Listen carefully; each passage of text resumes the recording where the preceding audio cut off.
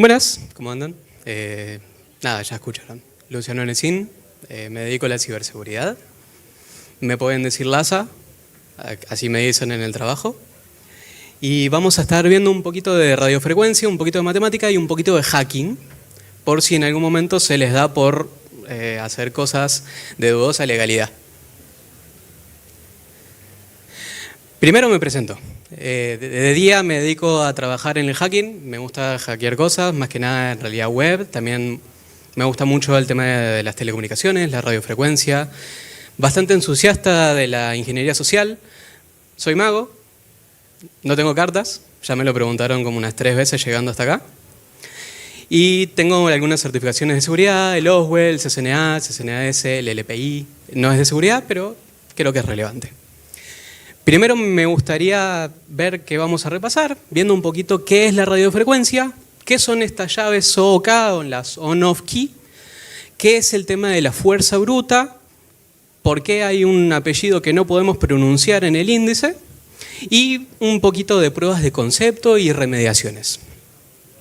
Primero me gustaría darle un poquito de crédito a alguien que lo respeto bastante, se llama Sami Kamkar. Yo me basé mucho en su material para hacer estas charlas. Es un hacker estadounidense. Hizo en el 2005 un gusano de MySpace, por los que se acuerdan de MySpace. Y investiga más que nada también el tema de radiofrecuencias. Le gusta mucho hackear autos y no sé qué habrá hecho con esos autos. Pero ahora sí, vamos un poquito con qué es esto de la radiofrecuencia. Para empezar, existe todo un tema que son las frecuencias, en realidad, lo podríamos describir un poquito como fluctuaciones electromagnéticas, de campos electromagnéticos, que transportan energía.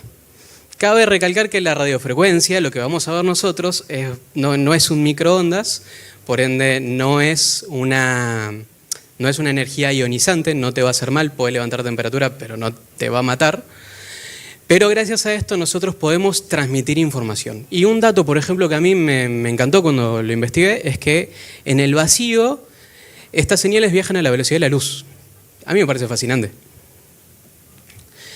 Pero ¿qué es lo que tenemos que tener mayormente en cuenta? Es el tema de la frecuencia y la longitud de onda. La frecuencia la podemos medir como el número de oscilaciones por segundo que va a tener la señal. Como ven ahí, que sube, baja, sube, baja. Y el tema de la longitud de onda es esa distancia medida en metros, nanómetros por razones obvias, que hay entre un pico de onda y el siguiente pico de onda.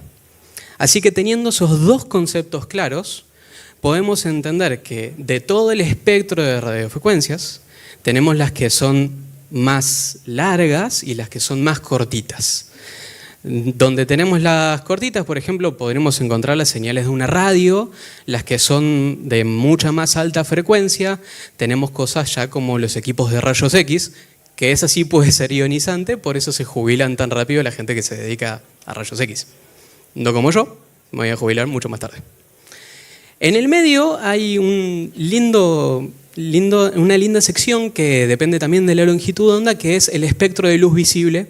Simplemente como para que tengan en cuenta, como curiosidad, que va desde el rojo hasta el violeta. Debajo del rojo tenemos el infrarrojo y por encima del violeta el ultravioleta. Muchos datos de color. Así que, ya sabiendo eso, van a poder entender este meme y van a poder ser realmente la fiesta en la Facultad de Ingeniería en Telecomunicaciones. Nada, el que lo entendió, lo entendió.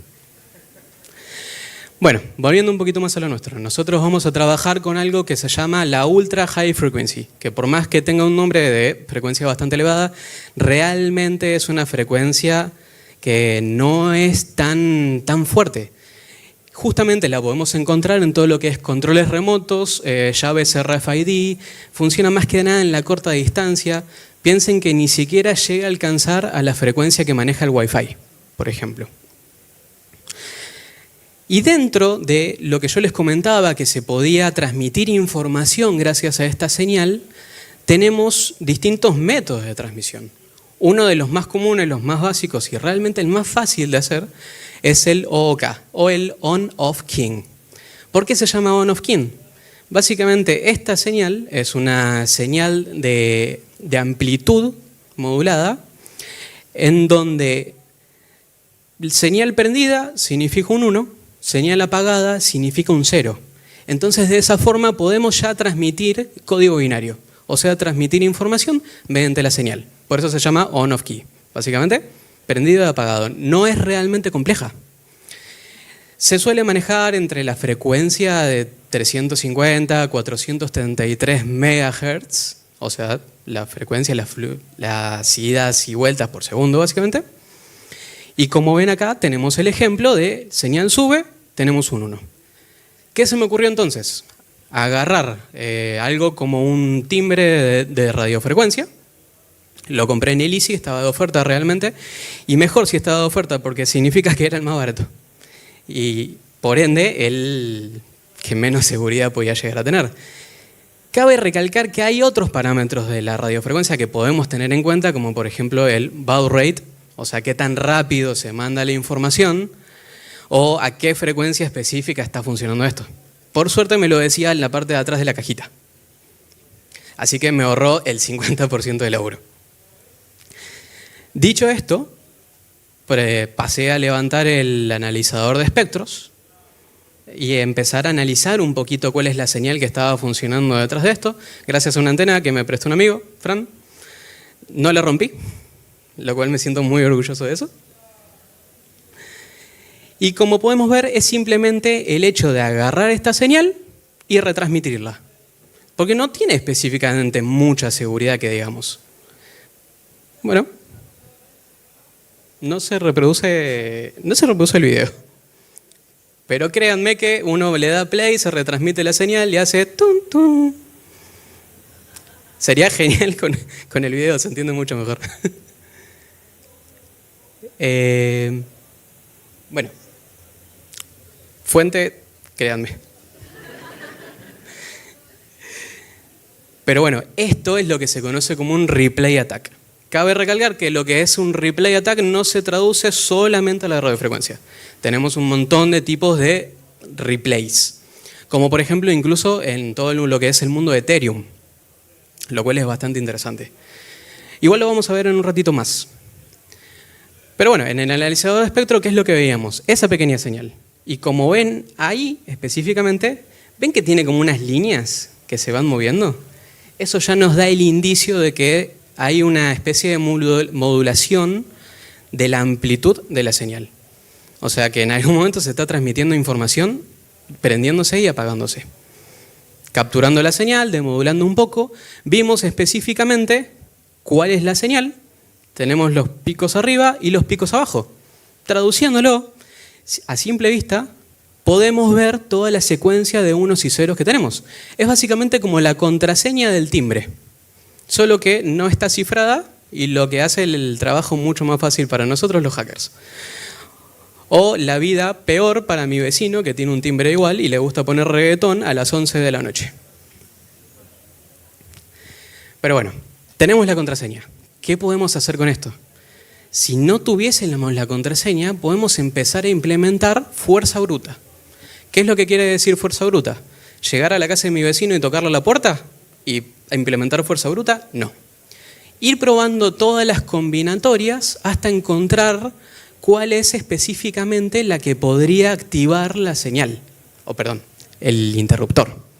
Entonces probamos una, probamos dos, vamos probando en la secuencia hasta que en algún momento le vamos a pegar. ¿Qué es lo que pasa con la fuerza bruta?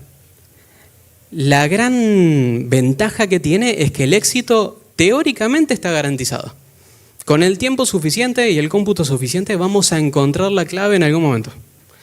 El otro lado es que es bastante lento y bastante costoso en realidad y sobre todo a nivel computacional. Tenemos que tenerlo prendido todo el tiempo. Ahí es donde entra un amigo que lo vamos a conocer, de un apellido bastante difícil de pronunciar, se lo pregunté a Google Translate, se llama De Bruijn. Este señor, Nicolás De Bruijn, es doctor en matemáticas por la Universidad de Ámsterdam, dedicó bastante tiempo de su vida a lo que es la teoría de grafos y sobre todo tiene un teorema propio, que es el teorema Best, y él es holandés. Considero interesante, lamentablemente no llegó a a ver este momento glorioso, murió en el 2012. Pero nos dejó bastantes cosas más interesantes. ¿Qué es lo que dice la secuencia de este señor Nicolás de Brain? Que dado un orden n y un alfabeto k de letras, podemos obtener una secuencia cíclica en donde todas las posibilidades de combinatorias están solapadas entre sí. Ejemplo. Tenemos... ¿Qué boludo? Estaba apretando otra cosa. No dije eso. Tenemos un alfabeto 2, que es lo que estamos trabajando nosotros. Código binario 0, 1. Tenemos un orden 2. O sea, nuestro string binario va a ser de máximo 2 caracteres. O sea, tenemos todas estas combinaciones. Lo que nos dice nuestro amigo holandés es que tenemos una secuencia donde se va a solapar todas esas combinatorias. Y acá tenemos el... Ah, se desplazó. Bueno, usen la imaginación. Tenemos acá el 0, 0, tenemos acá el 0, 1, tenemos el 1, 1, y como esto es una secuencia cíclica, volvemos a empezar. Tenemos el 1, 0, tenemos el 0, 0, etcétera, etcétera, etcétera. Todas las combinatorias solapadas. O sea, en alfabeto 2, orden 4, tenemos todas estas posibilidades que nos representan 64 bits de información. Con la secuencia de Brain vamos a tener 16 bits de información. Ahora vamos a ver un poquito cómo funcionan las cerraduras de radiofrecuencia. Por ejemplo, las del portón de mi casa. O la del timbre, también. Por si a alguno se le da por jugar al GeoGuessr en la vida real y ahora quiere buscar mi casa. El Bit Shift Register, imagínense que ustedes tienen una cajita. En esa cajita va a llegar una determinada secuencia de datos, van a verificar si esa llave funciona o no y la descartan. Ahora, el Bit Shift Register no hace esto hasta encontrar la correcta. ¿Por qué? Porque es bastante ineficiente realmente. Sobre todo para cuando estamos trabajando con un gran manejo de datos que estamos enviando. Entonces, ¿qué es lo que se hace? Se tiene la secuencia y se va desplazando un bit a la derecha hasta encontrar el correcto. Cuando se encuentra el correcto, se activa el relé, el portón, etcétera, lo que tengan configurado con esto. Nos sirve mucho, primero, porque es bastante simple y barato de hacer. Segundo, porque tenemos mucha más eficiencia en la transmisión de datos secuenciales. Y también de esta forma podemos mandar muchos más datos, con mucho más ruido, y en algún momento vamos a encontrar la señal. Entonces creo que van adivinando por dónde viene la cosa. Tenemos un alfabeto 2, un orden 8. Tenemos todas estas posibilidades, lo cual nos representan 2048 bits de información, con la secuencia 256 bits de información. No son los más cortos, sino que esto se traduce en tiempo, realmente. Si hacemos una comparativa, vemos como la fuerza bruta, por todas las posibilidades, despega exponencialmente, mientras que con la secuencia de Brain es mucho más suave esta curva. Si lo queremos medir en tiempo, tenemos que medir la longitud de la secuencia que vamos a enviar sobre el bitrate. Supongamos que tenemos 1 kilobit por segundo, más o menos como funcionan estas llaves. Si queremos aplicar todas las secuencias mediante fuerza bruta de 20 bits, nos vamos a tardar unos 35 minutos más o menos. Si queremos hacer el mismo ataque, pero gracias a la secuencia de nuestro holandés, vamos a tardar 1 minuto y medio. A mí me parece fascinante, a más de un amigo de lo ajeno también, pero esto solamente para demostración y en realidad vamos a ver después que ya no funciona tan así. Acá tengo una prueba de concepto, ojalá que el video se reproduzca porque es espectacular. Salí a dar una vuelta con la moto, me quedé enfrente y traté de pegarle, total la señal de la antena de mi depto llega hasta el portón del edificio y me tomó realmente 30 segundos atacarlo de esta forma. Y como decía un gran filósofo de nuestra época, yo también quiero un Ferrari. Así que simplemente me paré enfrente del portón, la señal llegaba, me conecté con el celu y mandé la señal. Lamentablemente no se va a ver, pero el que quiera le mando el video o me cruza en algún momento y yo se lo muestro desde el celu. ¿Cuál es una forma de mitigación de esto? Utilizar rolling codes. Los rolling codes, básicamente, tenemos la llave, tenemos el auto.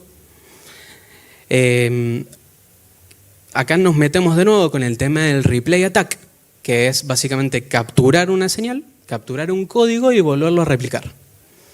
Entonces, si nuestro hacker compañero captura esa señal, puede replicarla y puede volver a emitirla y va a funcionar igualmente, como estábamos haciendo con el portón imaginario o con el timbre imaginario.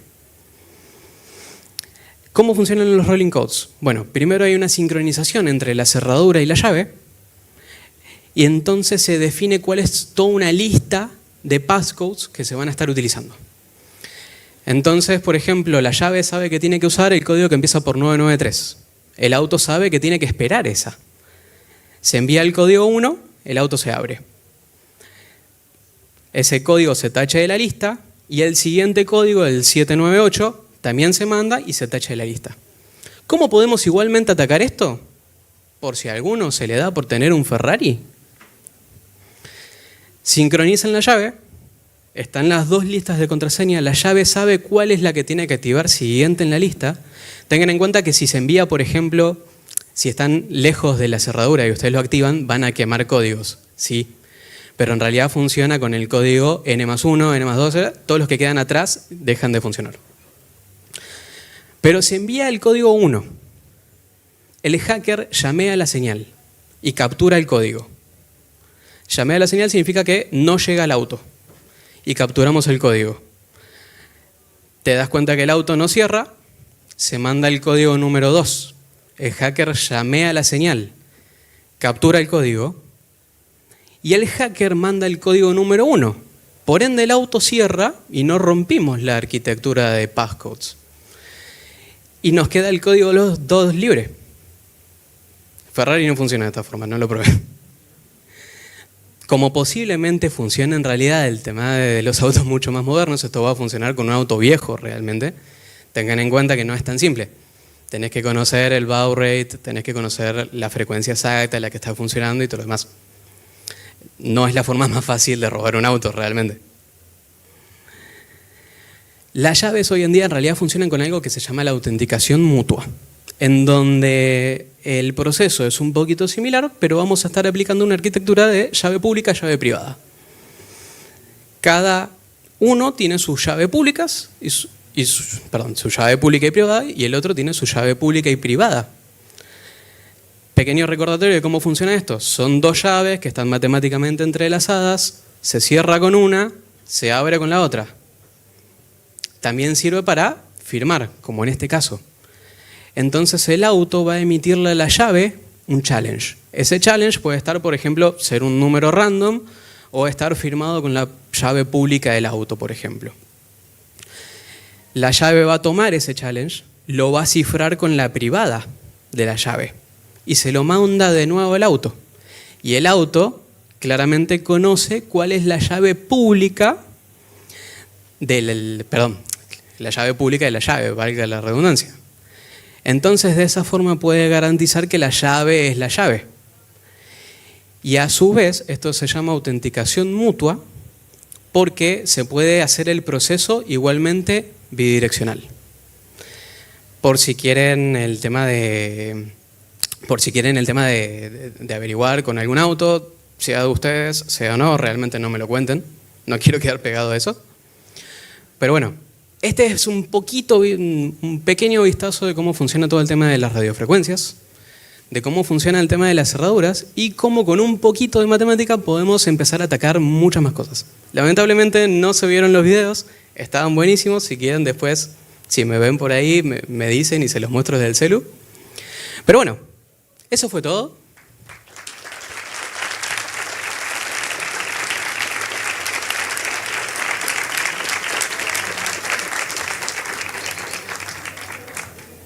Gracias por la charla. Tenemos un ratito para preguntas. Me estaba comiendo un Guaymallén, perdón. Sí, tenemos hambre. De membrillo. ¿Alguna pregunta por acá? Allá. No sé si podemos alcanzar el micrófono y el Guaymallén. Me quedo por la mitad, literalmente. Allá, mira. Gracias.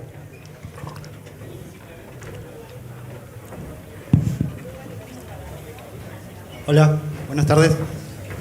Me quedé pensando en lo que dijiste de la llave pública y la privada, que sería como mandar un mensaje secreto y que nadie lo pueda ver. Pero, ¿qué pasaría en el caso de si obtienen la llave del que tiene el auto y copian la información de la pública y la privada? ¿Podrían llegar a abrir el auto o no? Podrían hacerse pasar por el auto, pero como esto es una autenticación mutua, la llave va a validar que el auto sea correcto y el auto va a validar que la llave sea correcta. O sea, tendrías que impersonar a los dos, lo cual te quedarías con menos posibilidades. Ah, ok. O sea, es como bidireccional. ¿Pensás hacer algo con un auto? Si no, claro, sí. ¿Le digo? Sí, lo digo en realidad porque yo realmente estoy buscando algún voluntario que me preste auto, yo no tengo. Si podés, baja la mano, si podés. ¿Otra pregunta? Tenemos por acá. Allá arriba. Sin obstáculos, pobre. Hola, ¿cómo va? ¿Todo bien, Lucho? Sí, es mi hermano. Okay. Bien que lo ves, porque con la luz es como... Un amigo. Sí, y por la voz también. Mi pregunta era, bueno, ahora sabiendo que existen este tipo de vulnerabilidades, tanto en portón, que es cosas importantes, como en autos, y además de vos seguramente hay un montón de personas que saben que existen este tipo de vulnerabilidades. Vos como fabricante de seguridad de portones o de autos, ¿se te ocurre alguna manera de poder mitigar este tipo de ataques? Un amigazo.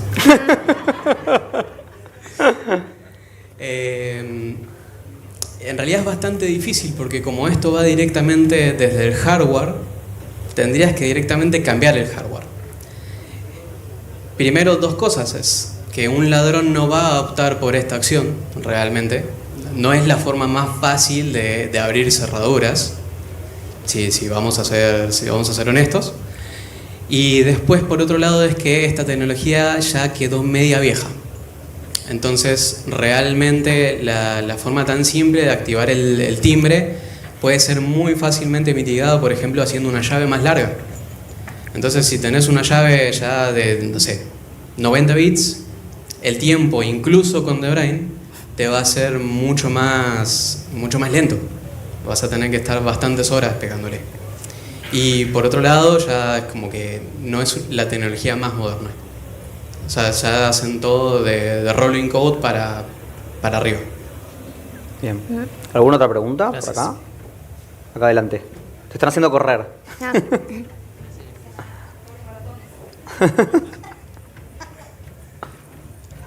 Gracias. ¿Qué tal? Bajo Acerca. ¿Ahí? Sí. Bajo esa matemática, ¿qué otras cosas además de las llaves para autos? ¿Qué otros dispositivos? ¿Qué otras cosas? O sea, ¿para qué sirve la secuencia de Brain más allá de forzar llaves radiofrecuencias? Sí. Sé que tiene bastantes aplicaciones en todo lo que es la teoría de grafos, pero realmente no soy un matemático experto como para saber muy bien en qué se aplica. Sé que va por un tema de teoría de juegos, por ejemplo, pero no sé muy bien dónde se aplican más que esto. Imagino que para algún tema de optimizaciones también. Tal como optimiza mis ataques, puede optimizar algún otro sistema. Bien. ¿Todo esto va de la parte del hacking ético? Sí, obviamente, sí. Yo hago muchos chistes, pero no quiero ningún Ferrari, ni abrir portones. Mira cómo te miro. No. Vine en colectivo. Bueno, tenemos un par de preguntas del chat, ¿no? Sí. Vamos a verlas. Hay uno de Ignacio que dice, el protocolo que usan los autos es de Diffie-Hellman, pregunta. ¿Diffie-Hellman te suena? No. Me mataste porque no creo que utilicen Diffie-Hellman, capaz que utilizan PKI. Ok. También pregunta Edgardo si estos ataques se pueden ampliar con equipos de radio HAM usando repetidoras, y saludos desde Costa Rica. Muchas gracias. Devuelto el saludo, no conozco Costa Rica, me encantaría. Pero sería una muy buena idea realmente, tipo tener un camino de amplificadores de señales para pegarle. O sea, estaría bastante interesante de probar.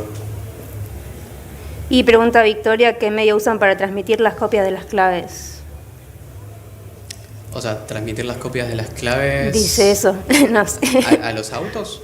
Entendería que sí. Supongo que las graban directamente en el hardware al momento de fabricar el auto. Ok. Sí. Hay Creo una que va por pregunta. ahí. Perdón. ¿Hay una pregunta más por acá? Tenemos un par más, pero queremos priorizar también las Sí, sí. presenciales, por eso no sé si... Ahí, ok. Allá, ahí va.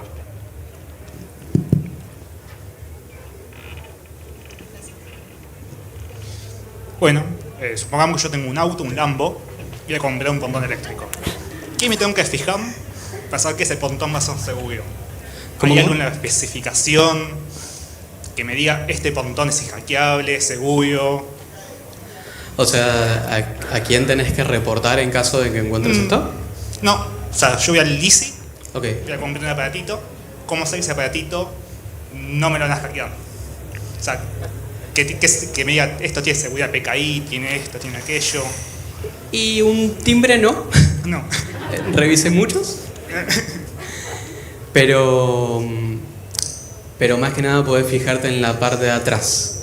Si dice OK, o sea, incluso con el timbre me tiraba todas las especificaciones realmente de la señal de cómo funciona. Así que calculo que en el manual te debe decir cómo es el tema de la comunicación. Y también, por otro lado, pensá si esa llave se puede duplicar. Si la llave se puede duplicar, posiblemente no está funcionando con el tema de llaves públicas privadas. Porque mandar la señal sigue siendo lo mismo que una contraseña en texto plano. La podés capturar tranquilamente, o sea, el dispositivo ya te va a venir hackeado.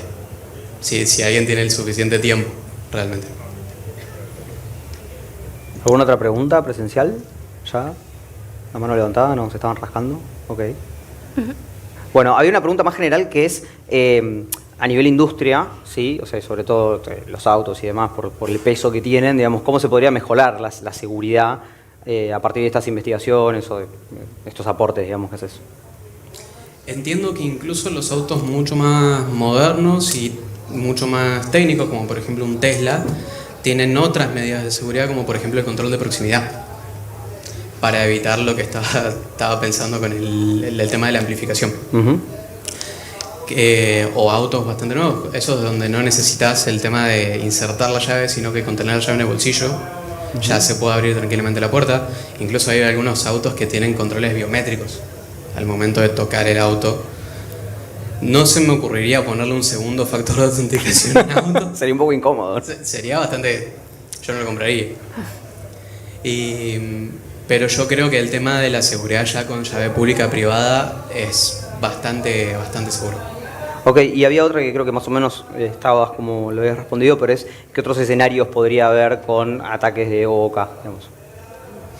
Bueno, yo vi uno muy interesante justamente que funciona y con mismas señales OOK, me lo mostraron el otro día en el trabajo, cómo habían hackeado grúas. Porque parece que las grúas, tipo las de Puerto Madero, Sí. que están ahí para construir, parece que los controles de manejo de las grúas funcionan simplemente por radiofrecuencia, botones OOK y no mucho más realmente. Sería mucho más fácil el tema de un replay attack, capturar las señales y volverlas a emitir. Uh-huh. Pero yo creo que incluso podría ser aún más rabioso. Porque, bueno, abrir un portón del garage no genera nada, pero mover una grúa Claro. y ya involucra vidas, capaz. Bien, buenísimo. Yo tengo un par más de bits. Mariano pregunta, ¿cómo sabes cuántos bits enviar para hackear el portón o timbre u otra cosa? Ahí yo hice un script en Python, y podés meterle un logger para saber cuántos bits van mandados. Por ejemplo, si mi señal que estoy enviando, no sé, son 1.000.000 de bits, pues simplemente pones el logueo a ver cuántos bits se van enviando para ver, supongo que la pregunta va de cuál es la llave finalmente. O sea, que con cuál abrió. Porque con Debrugent tipo, vas moviéndote a la derecha bit por bit, querés saber cuál es la llave final. Pero sí, creo que va por el lado de programar el script para que te lo vaya tirando. Sí, y otra relacionada a eso es, ¿hay un límite de números de bits que pueda tener la contraseña o si depende solo del hardware? No, sí, depende del fabricante, de cuánto estableció la contraseña, cuánto estableció la longitud de la llave realmente. porque probé con otros dispositivos, también relés que me había comprado por Mercado Libre, incluso bastante chinos, y había llaves que, por ejemplo, eran de 90 bits de longitud. Y que, de nuevo, haciendo incluso con el método con The Brain, seguía siendo bastante lento. Te tenía que estar horas tratando de abrirlo. Ya se volvía tan tedioso que no era la mejor forma de atacarlo. Bien, y en general, una pregunta como más general del radio hacking, ¿no? Ya no de este caso, pero recién decías lo compré en Mercado Libre, chinos, creo que querés decir que eran baratos. Hay una cuestión de que se puede adquirir equipamiento barato, porque muchas veces un ataque es factible de hacer, pero es muy caro. Entonces, o te lo hace una PT o una amenaza muy avanzada y no tiene sentido. En general, en radio hacking pasa esto, que por ahí compras algo barato, te armás esto y te abriste un portón, o sea, es común, digamos. Sí, en realidad yo probé la antena que me prestaron porque ya venía prearmada y prefería dedicarle más tiempo a la investigación. Pero, bueno, este mismo Sami Kamkar hizo un proyecto en donde modificó el firmware de un jueguito chino, un juguete realmente. Modificó el firmware para mandar señales, era tipo un Game Boy, Viper, pero para nenes. Okay. Lo modificó y con eso iba abriendo portones. Bien, bueno, vas a tener trabajo para cada rato. Hay una pregunta más acá, así que si queremos. Espérate que así se escucha. Gracias. Bueno, tengo una consulta. Hablando de dispositivos, ahora está muy de moda el Flipper Zero y quería ver si tenías experiencia con él, lo habéis usado, si lo usaste. ¿Qué opinás acerca y en cuanto a dinero, qué opinamos? Es como algo más particular, pero... Obvio que lo usaste. No tengo uno, pero tengo a alguien que sí, el mismo que me prestó la antena. Primero me olvidé de aclarar que en la pregunta anterior, también una antena muy buena que sirve para esto es la C1101. Lo conectas a un Raspberry, un Arduino, una cosa así, sale andando. Y después por el tema del Flipper Zero, sí, con mi amigo que tiene el Flipper Zero, estuvimos activando una puerta realmente de un edificio. Y es mucho más simple realmente. Sí, quería preguntar eso en cuanto a simplitud, seguramente es mucho más redituable. Sí, y en realidad todo el ataque es bastante sencillo de hacer, o sea, tiene toda esta matemática y todo lo demás, pero no es nada que ya no esté en GitHub y te lo compilás vos mismo con una antena de esas conectadas a un Arduino y empezás a emitir señales. Y el Flipper ya como que viene todo empaquetadito y lo podés tener en el bolsillo, realmente. Claro, el Flipper te resuelve que no tengas que andar comprando un montón de cosas y las tenés todas ahí cómodas, es más caro también, ¿no? Es una inversión, depende del auto que quieras abrir. Claro. Bueno, despedimos con un aplauso al orador. Gracias. Muchas gracias.